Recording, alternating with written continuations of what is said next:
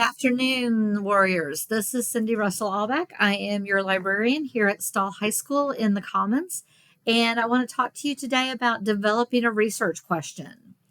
Whether you are in social studies, science, history, art, you might have to develop a research project or a research paper, and regardless of what class it's in, the first thing you want to do is develop a research question.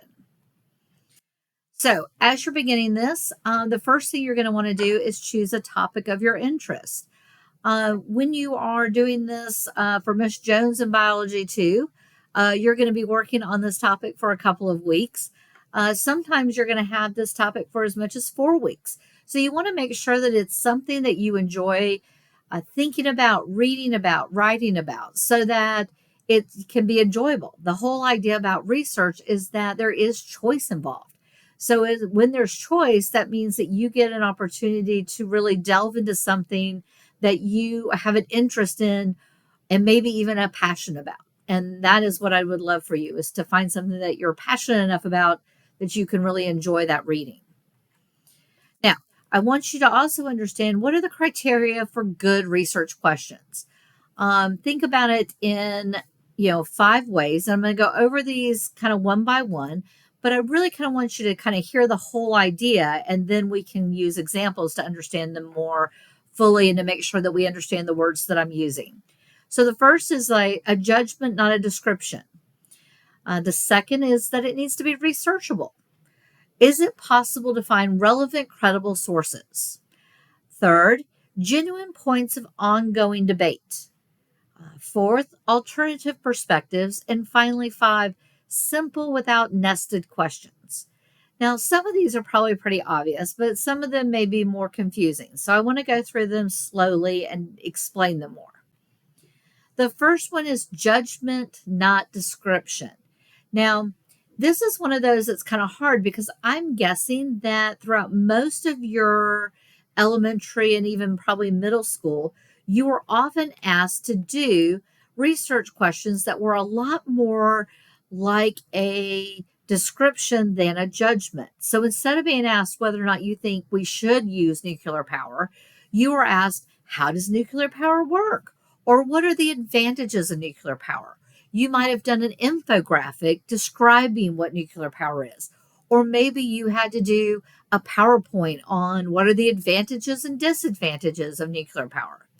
While those are all great ways to start research as a younger child, that's really not high school research. That's not what a true research question should be all about. And so now that we're getting older, it's time to start using those basic skills and developing them so that your research questions are ones of evaluation or judgment. Now, as we continue to work through this, one thing that I kind of have to tell you, and it's not that Google's a bad thing. It's just that in this case, if you can locate the answer easily, what are the advantages of nuclear power? You can put that into Google. Google will answer that question right away. That means it's not a good research question. It's an easy answer. So I'm afraid if you can come up with an easy answer and an easy question, then you are not coming up with a good research question. And your teacher should stop you right there. So it's sort of like this idea that I call it Googleable. Yes, I've made that up. It means that if you can Google the answer like that, then it's not a good question. And I think that's kind of hard, because judgment, evaluation, you can't find the answer because it requires you to decide. Now, as we continue to go through this, I want you to think about sort of this rule of timing, okay? Now, as you're going through and as you're looking, and I'll certainly help you find good databases, good places to look, but if you can't find anything at all in 5 minutes, you've got the places, you're in the right location, you know what you're looking for, and 5 minutes later, you have found 0 things about your topic, 0 things about your research question, then I'm going to tell you that might not be the right thing to use for a research paper or a research project. It just means it's not yet. It might be that you have to develop the research on the question. And that might be something you do in college or graduate school. But for a research project now, you have to be able to find relevant, credible sources. You have to find something that you can use that is related or relevant to what you're looking for and that's credible, meaning that it is from someone who has the authority to answer the question. Um, if the only place you can find an answer is on Facebook, that's not something that's credible. So you really do have to make sure that you can find the right kinds of sources. So as we go through and as we work together to find that, if after 5 minutes we have come up with a giant goose egg, then that might be something that we need to broaden, that we need to take that question and make it a little bit broader so that we have a better shot at finding good answers. If, on the other hand, you find millions of hits, that seems like a good thing, but it can be kind of overwhelming. It might mean that we have to narrow our question a little bit so that we don't have so much that we can never approach it, never get it all done. Now, the third thing that you're going to want to find is genuine points of ongoing debate. Now, in the world that we live in, people, well, they don't know how to debate anymore. They know how to argue. But the art of debate has really kind of gone away, sadly. And as the debate coach, I find that actually extraordinarily sad. Debate is all about learning to listen to the other side and understanding that they need to hear both sides. And quite frankly, to understand that there's not always a good answer to something. So as you're listening, to realize that there's weaknesses on one side and weaknesses in the other. There are strengths to one side and strengths to the other. If there's not genuine points where you understand that there's not just one good answer, there's not right and wrong, and that's it, then it's not a good question. That's kind of an odd thing to say in today's world, but it's certainly an important thing to say in today's world. Now, kind of goes along with this is this concept of alternative perspectives. So, a sports analogy kind of seems to me to be the best idea. If you are watching a game and it doesn't matter, almost doesn't matter what kind of sport it is, but I'm going to use football because right now it's October. Okay. So if you're a player and you're a quarterback and your job is to help guide the team to a victory, then you might take off running because you can see that you have more space to run. But if you're a receiver, man, you're wanting him to send you the ball. And so your perspective as that receiver is throw me the ball. If you're the quarterback, you're like, I just got to get yards. You don't look as open as it seems. If you're another receiver, you might say, hey, he might be covered, but I'm open.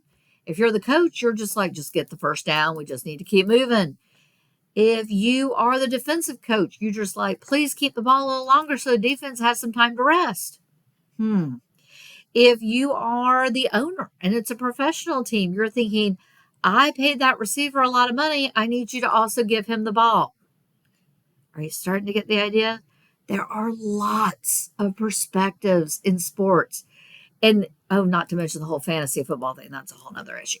But as you're going through this, think about how there's lots of different people who have lots of different stakes in the decision the quarterback makes. That's alternative perspectives. And it kind of works for every sport. It also works for everything in life. If you are an older person and you are getting to the point you're elderly and you've got your independence and you want to make decisions for yourself, you have earned that right. But there's a point in time where you might not be making safe decisions for yourself and your children are worried about you. Your grandchildren are worried about you. Maybe you're not handling the car as safely. And so the public is worried about you injuring them as you're driving down the road. You can't see as well. Should you be living by yourself? Do we need to get you into a nursing home? These are hard questions. And every single person in that situation has a different perspective. That's what it kind of comes down to, is that if your research question doesn't have multiple people who have a perspective, then it's not going to be a good research question. That's part of that judgment idea, is that you've got to have people that have a stake in this that are coming at it from a lot of different angles. And if you can't see all these different angles, then you're not seeing sort of a complete picture.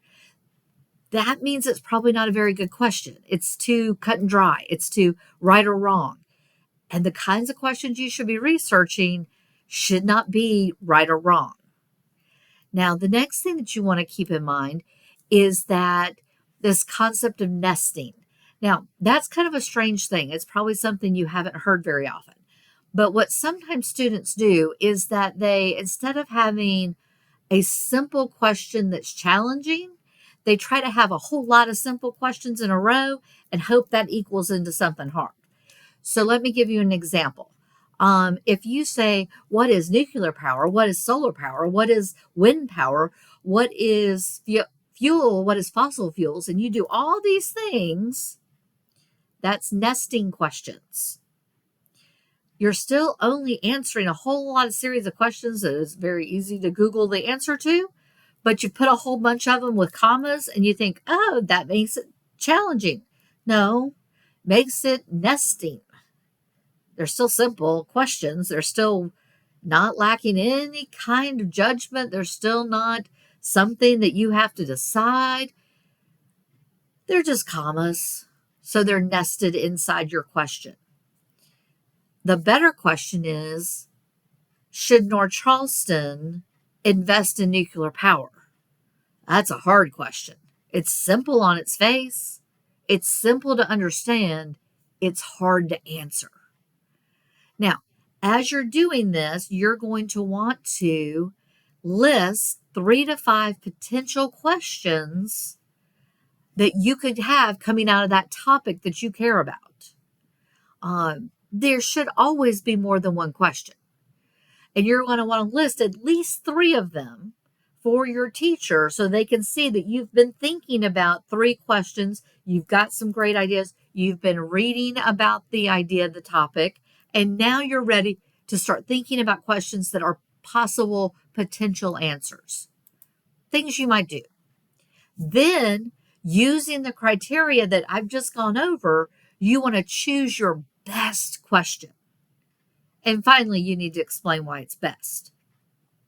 So if I were you, when you were doing that research question, truthfully, that question itself could be a major grade.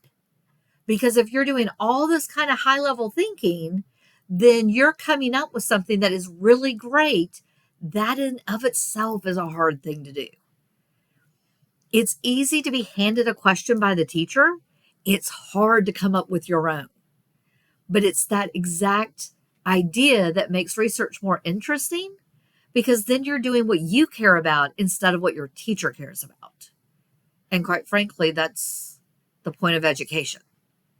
Now, if you need any help, if you get stuck, you can always come by the Commons before school. You can always come by the Commons during lunch. And you can always email me.